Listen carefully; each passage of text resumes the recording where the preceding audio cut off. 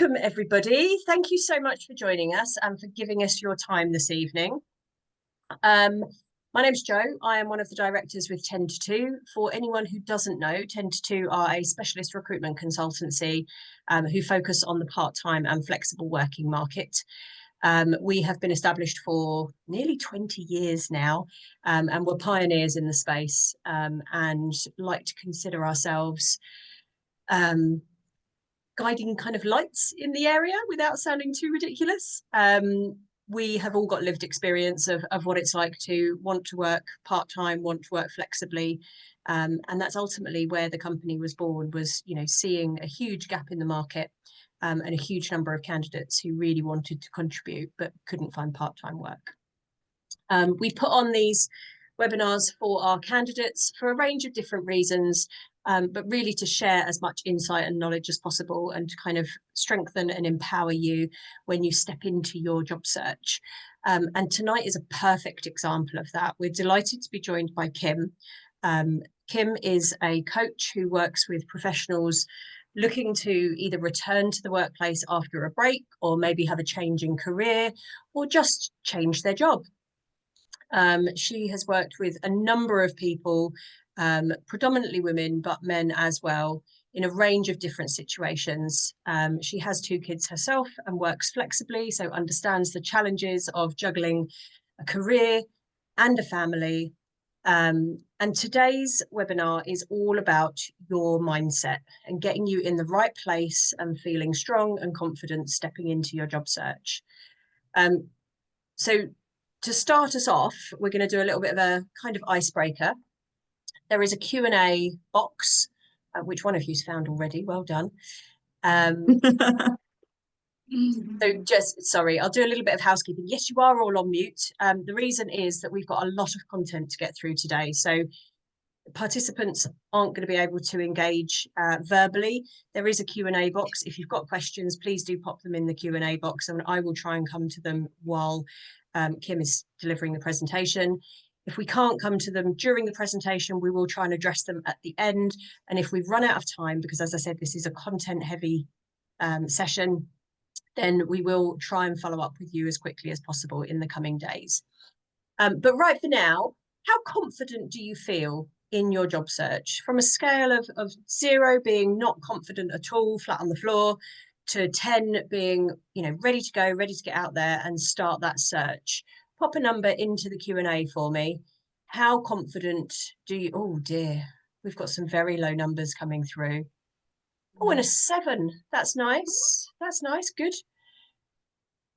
A real mix, some 0s, some minuses. Oh dear.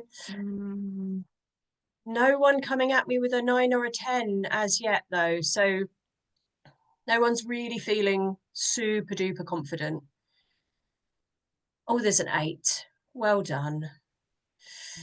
So listen, there is nothing wrong with the way that you're feeling. The job market and the job search is an intimidating thing to do.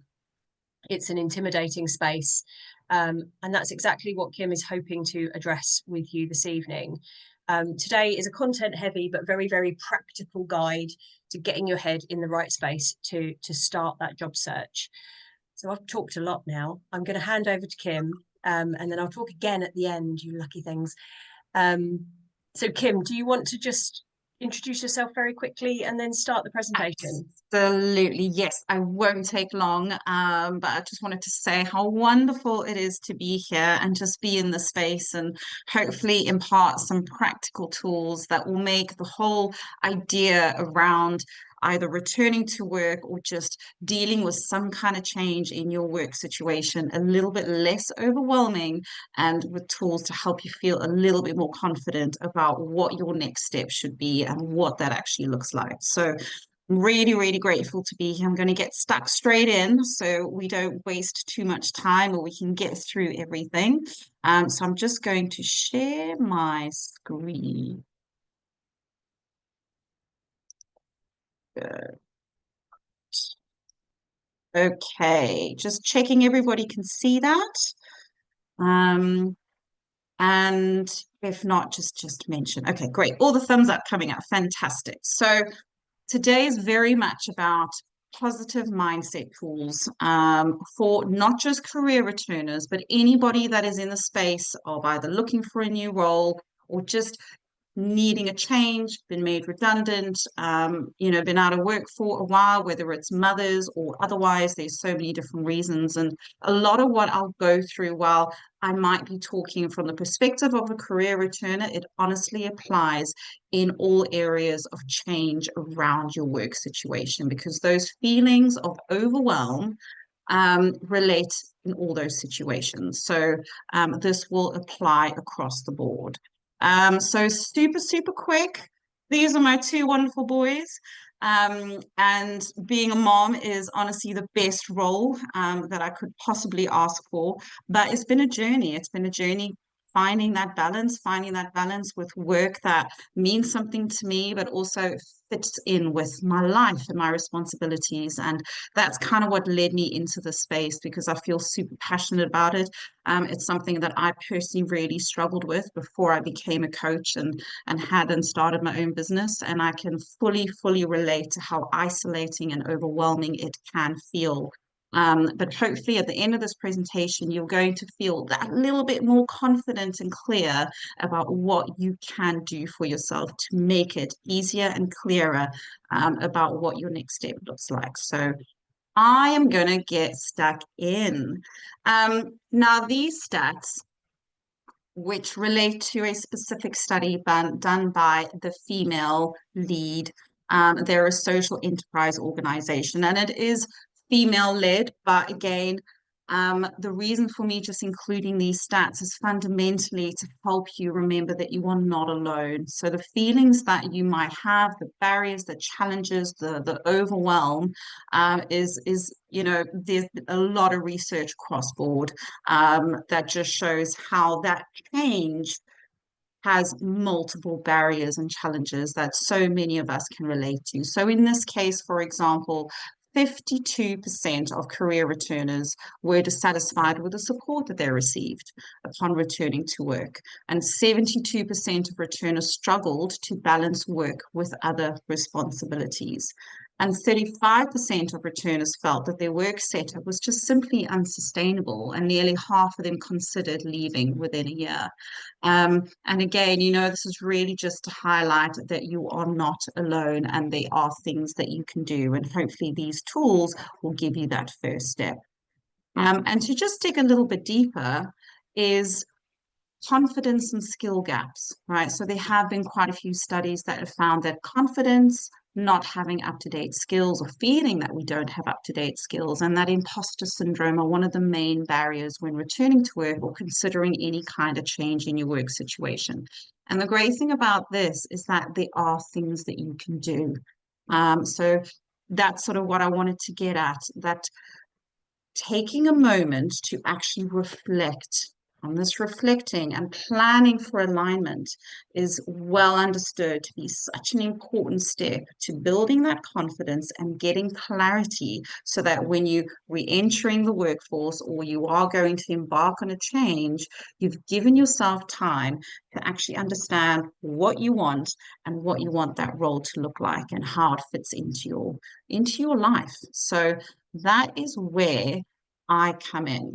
So typically, when there is a change, there's generally the preparation to start work, the new role, which is, getting your CVs out and trying to get those interviews.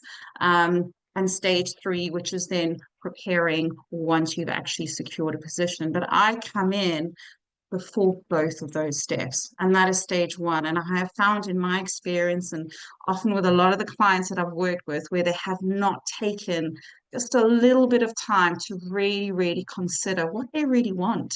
And I understand there are a lot of challenges with change around work and circumstances that are sometimes out of our control, that pressurize us to make decisions based on financial needs, for example, and other responsibilities that force us into a certain work situation. But even if it's just a few hours of self-reflection, can open up an opportunity that you might not have thought about, that could lead to fulfillment, more so than you would have if you just went straight into stage 2. So that's where I focus on. And the tools that I'm going to share with you today are around considering a return to work. What can you do to self-reflect and get a better understanding of what you really want your career, your role to look like? Um, so the first step is just understanding that it does take a little bit of time and commitment. And when I say time, not saying that it needs to take a whole whack of time. Some of us don't have the luxury to actually spend a lot of time on self-reflection, and it might seem like a luxury, but even if you just spend a few hours where you just commit that time to really focusing and trying to unravel what is important to you and how work actually fits in with that. So it's just having a committed and intentional framework around I am going to spend this time to actually look at myself and what work actually means for me. So I just wanted to really highlight that. So with that in mind, these are the steps that I want to take you through today. So the first one is formulating a plan, getting practical. So even just finding the space to sit down to even start thinking and self-reflecting, as simple as it is, it's being intentional in as many ways as possible. Where you're going to sit, when in the day are you going to do it? Do you have a gap in the coming week, for example, where or you might have an hour or two on an evening, or you might have a gap in the morning, or it's sort of that planning ahead so you can really be intentional about that time and that space so that it's productive for you. So I'll get into that in a minute. And then step two is then that taking stock, dumping everything out, getting it all out on the table, evaluating and having a look at, okay, what is this? All this information that has come out, what is that telling me about what kind of role I want, what motivates me, how does it link to my values, what inspires me, as well as responsibilities and my life and all the other roles that I play. And then from there, it's looking at your mindset and checking in with yourself.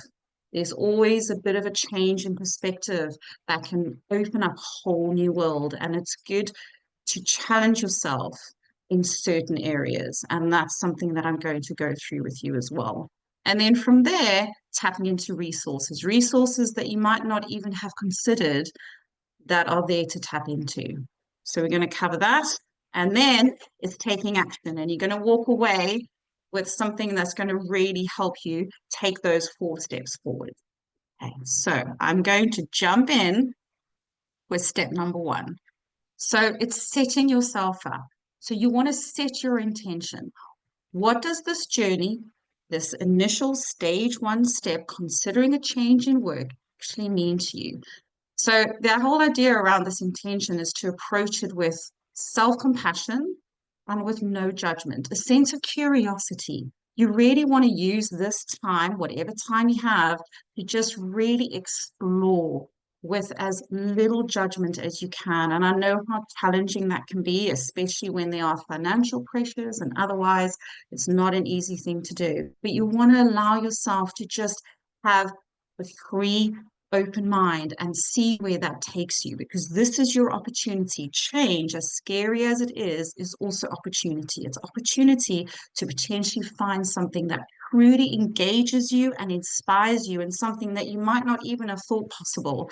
And it's in this moment where you can shift that even just a little bit, and it might make you think of an entirely different work role or business setup or anything that you might not even have allowed yourself to think about before. So that's the whole idea about setting that space and the intention. So think about in your everyday schedule, when could you set aside a little bit of time just for you?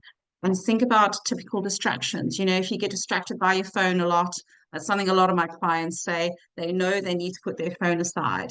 Even their smartwatches, for example, they know that they keep getting messages. All those little things can make a difference. You really want to be as dedicated with the time that you have, because you've got a lot on your plate.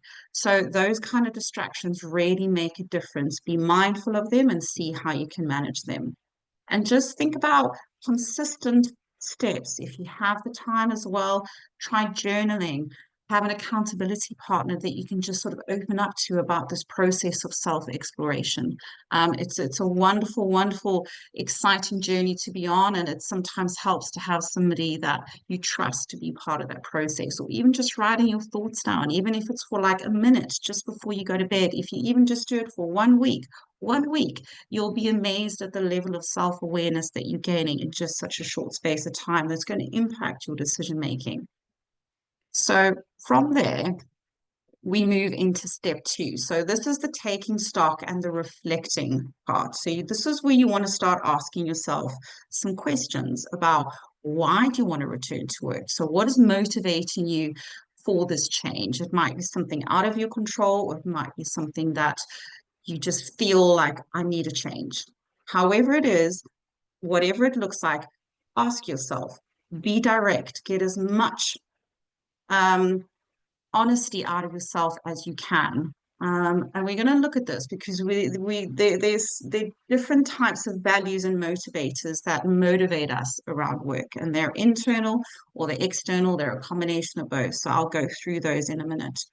And then you also want to allow yourself to actually explore what is your ideal work situation, not what you think it needs to be. What would you ideally love to be doing in your week in terms of how many hours would you like to work a week? What days would you prefer to work? Would you prefer to work just in the mornings? Or do you want to, if you're a mom, for example, would you ideally love to work within school hours? Whatever it is, don't put limitations on it, because if you're not clear about what you ideally would like to have in terms of practicalities of your work, then you're not even putting yourself in a position to attain that. So this is your moment to really start setting a vision for what you want your work to look like, even on a practical level, based on all your other commitments and responsibilities. And then start digging into what kind of work do you actually enjoy? What do you feel inspired by? What really makes you feel like you? And I'm going to give you some tools around this as well, where you can start exploring and connecting the dots and seeing some patterns.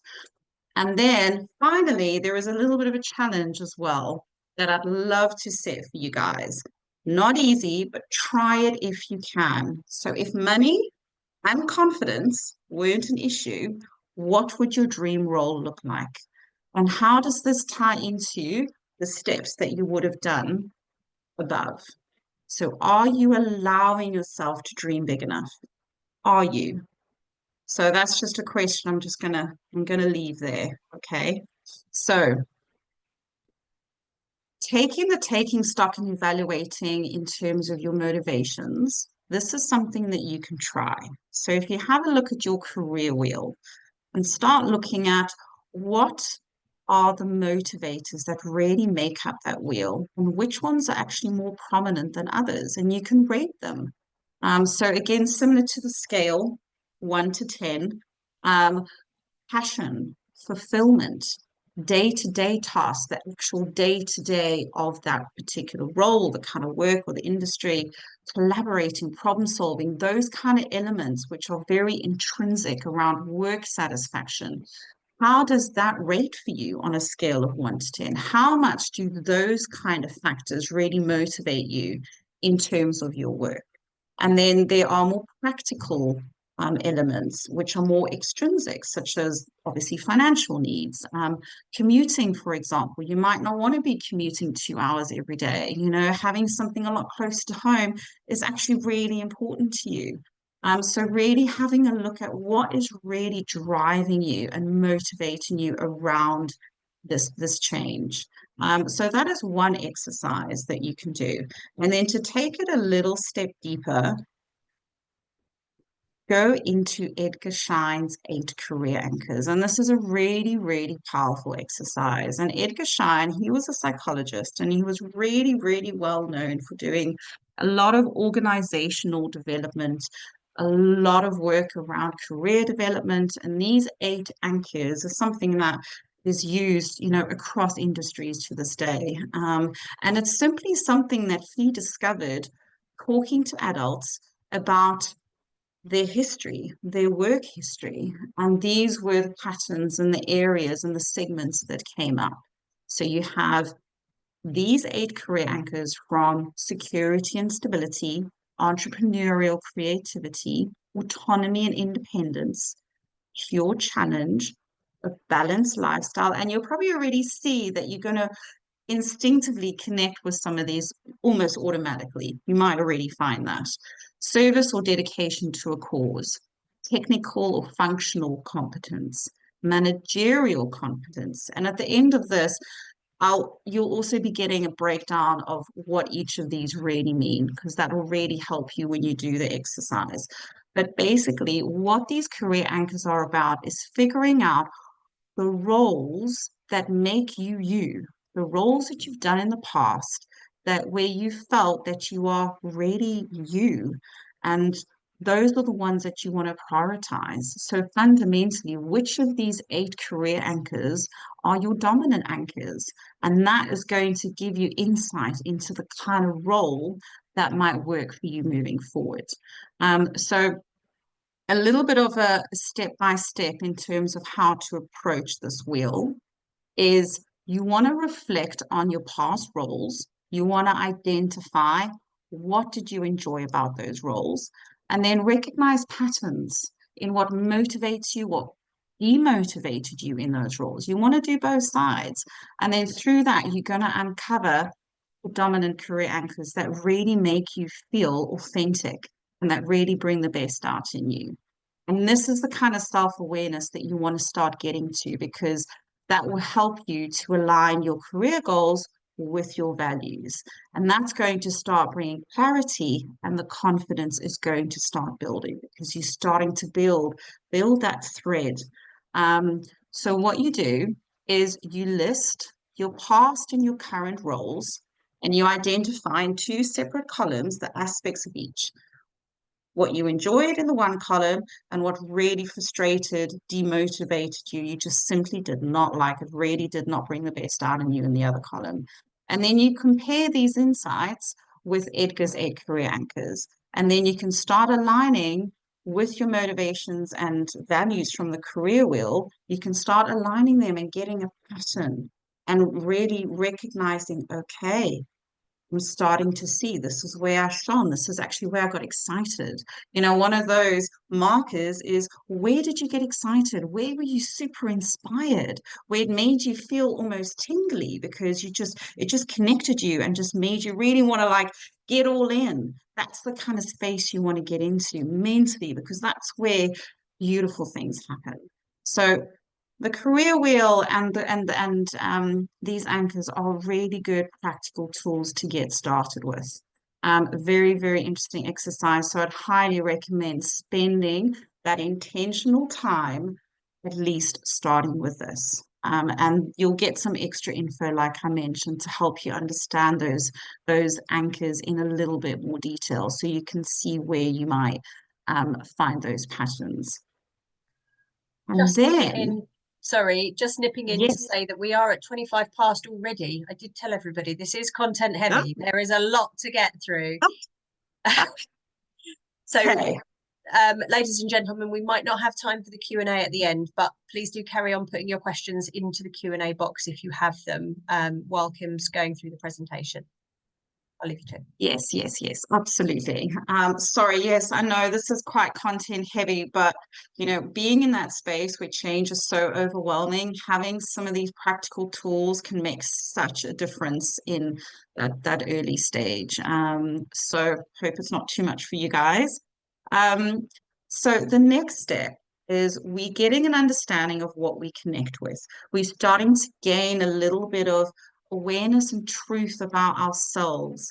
Life has a knack of also evolving us. Our values change and our outlook about life and what's important, it changes. And a lot of those patterns and values are going to emerge as you do those previous exercises. So you want to get to a point where you're starting to get a clearer picture of who you are, what motivates you, what's important to you, how does work fit into your life as a whole, with family and friends and the things that you love to do. How does it all work together to really make you and make the life that you want to lead a reality. So you want to kind of start to unpick that truth.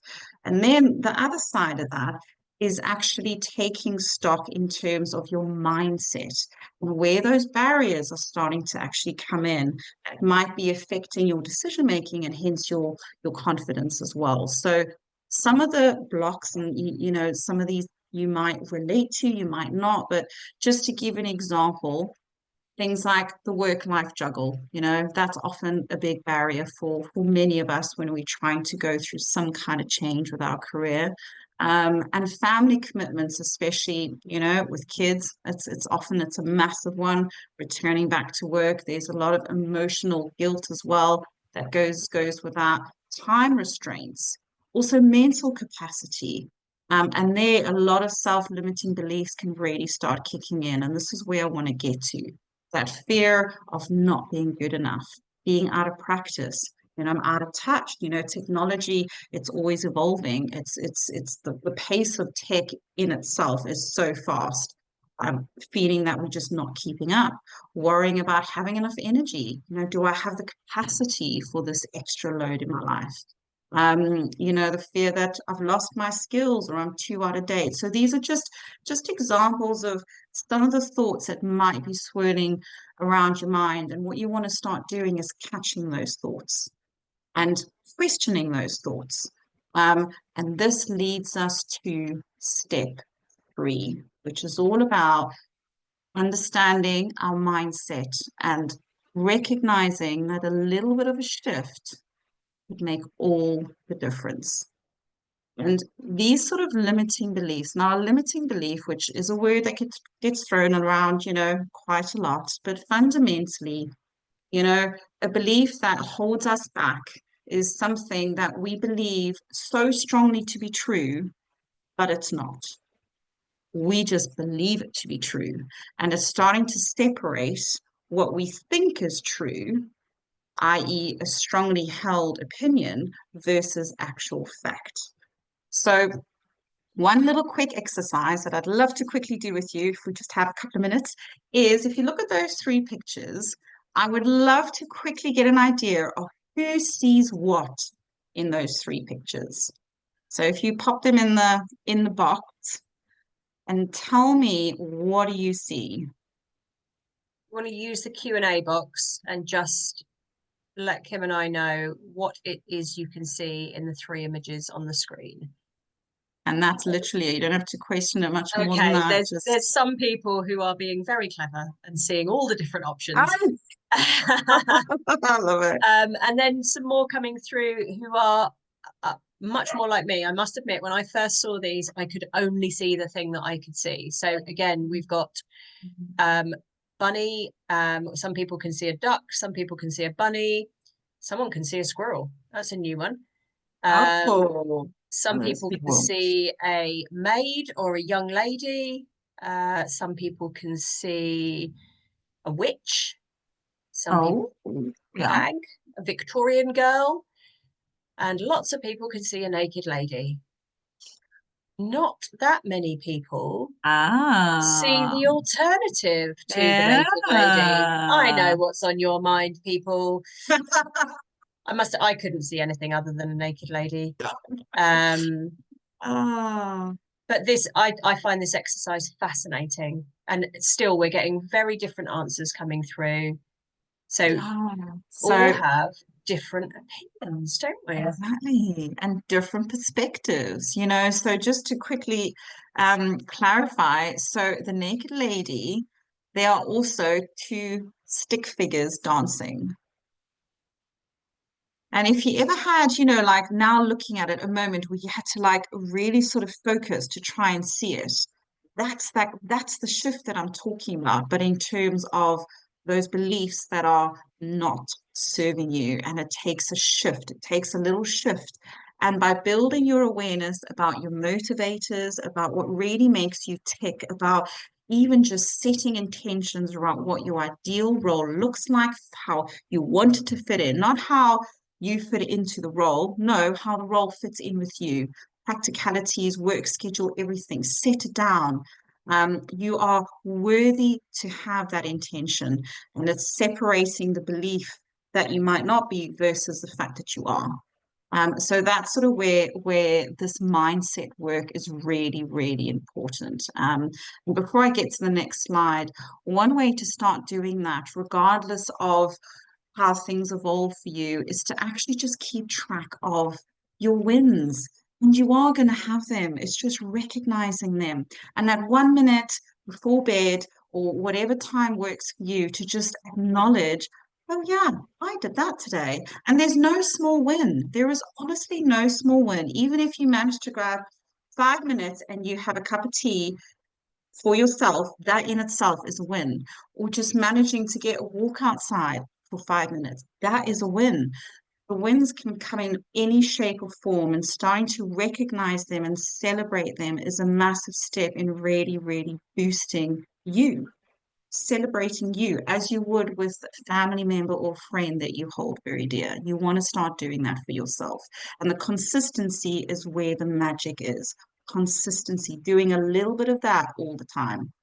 So, quickly, I wanted to just further get into this mindset work to just help trigger a little bit of awareness on what that sort of mindset shift actually looks like. So, in terms of what it is that we kind of want to focus on, for example, prioritizing effort and persistence over natural intelligence and ability. So checking in where we actually putting value, making sure that we're putting value on the nurturing things, not the things that are going to set off that critical self thinking. So focusing on the process, on the journey instead of the outcome, and trusting that process as well. Learning from mistakes instead of thinking about everything needing to be perfect. Now, these are just examples just to, again, really sort of help get your mind going. Embracing the challenge of trying new things instead of sticking with what's comfortable, getting comfortable with being a little uncomfortable and knowing that that is where your true growth is going to happen. And choosing delayed gratification over the desire for instant rewards, because that is going to eventually lead to your long-term fulfillment. So just some ideas to think about. And lastly, these are some of the nuggets that you also want to start being mindful of, is how you actually talk to yourself. It's something we all do, and more often than not, we're not even aware of how damaging that is to our mental well-being, our confidence, and that feeling of overwhelm. So, for example, instead of saying, I can't do this, maybe you could rephrase it saying, I don't know how to do this, but you know what? I'm going to learn how to do this. And this leads into tapping into resources, for example. Or I'm not good at X. So instead, how could we turn that around? I'm not as good at X as I want to be, but you know what? I'm going to work on it. Or I can't afford to make mistakes. Instead, you could maybe think, you know what? I'm focusing on progress, not perfection. Or another example is everyone is so far ahead. So how could we turn that around? Could rather say, proud of where I am on my journey, and I'm inspired by those who are further along.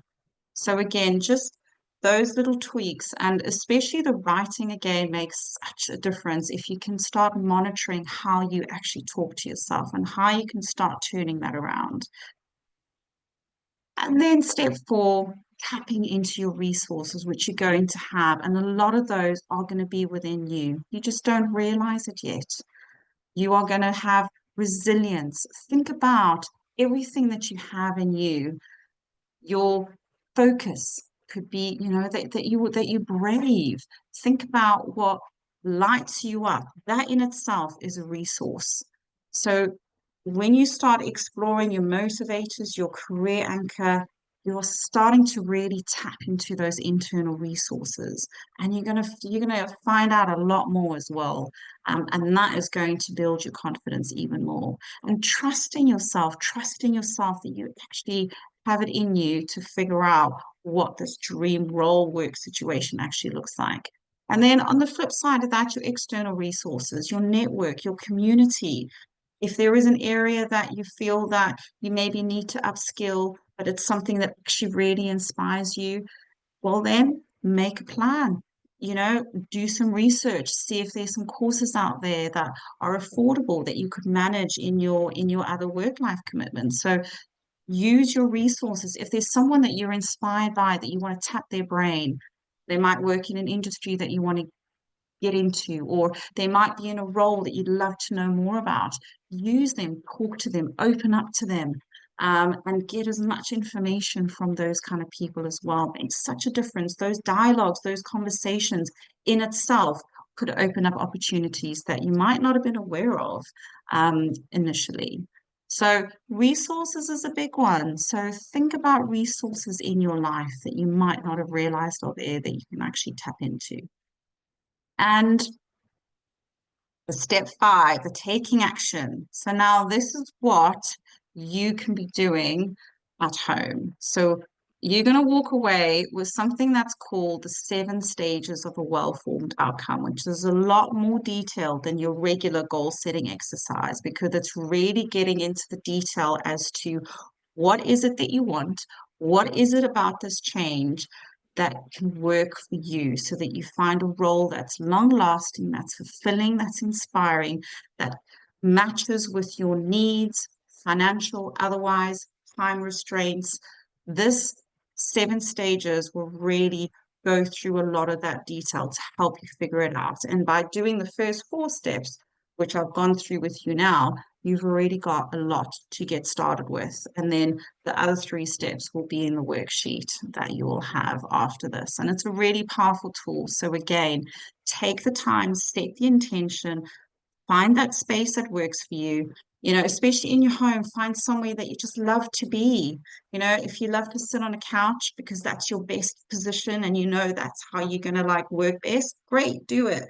Whatever works for you, just set that time aside and go through it. And it's really going to start giving you some answers.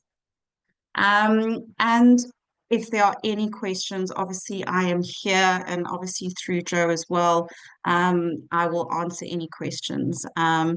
And just to very quickly finish up, I run a 12-week self-discovery program, and it's been such a joy working with my clients who have changed careers, they've been on a career break, they've come in all shapes and sizes. And if that's something that you connect with, get in touch with me. Otherwise, I also do have a free 60-minute exploratory session. Obviously, no strings attached. If you just love to use that time to dig a little deeper, I'm here, get in touch. And yeah, I hope I haven't run too much over time. We're a little bit over time, but only for the Q&A. We've still got a couple of minutes just to close off. So thank you so much, Kim, for all of that content. Hopefully the audience found it just as inspiring as I did. We will share a recording of today's. So if you haven't been able to make notes, please don't worry. There will be a recording shared. We will also be sharing Kim's 7 steps to a successful outcome and some information about Edgar I can never say his name, Edgar Schein. So you will have lots and lots of practical action that you can take following today. That email will come across to you hopefully tomorrow, but if not, by the end of the week. We have a couple of questions left in the Q&A that I haven't managed to get around to answering, so we will follow up with those as well. And as Kim said, she is available, but everybody here at Ten2Two is available as well if you have specific career or job search questions that you might wish to ask. So thank you ever so much, everybody, for giving us your time this evening. Please do not hesitate to get in touch. If you do have time to review either Kim or Ten2Two, we have Facebook pages and Google review pages. I don't know what they're called. So yeah, please do feel free to drop us a little review. Otherwise, we very much look forward to seeing you again soon. Have wonderful evenings. Thank you so much for giving us your time. Thank you for all the lovely thank you messages that are coming through now. We really appreciate you guys. Yeah, thank you for your time. So thank you again, Kim. Everyone. Yeah, I love the chats coming through. Thank you for having me. It's always such a pleasure. And I'm loving all the clips and the hearts that are coming through. That's amazing. All right. Good night, everyone. All right. Bye.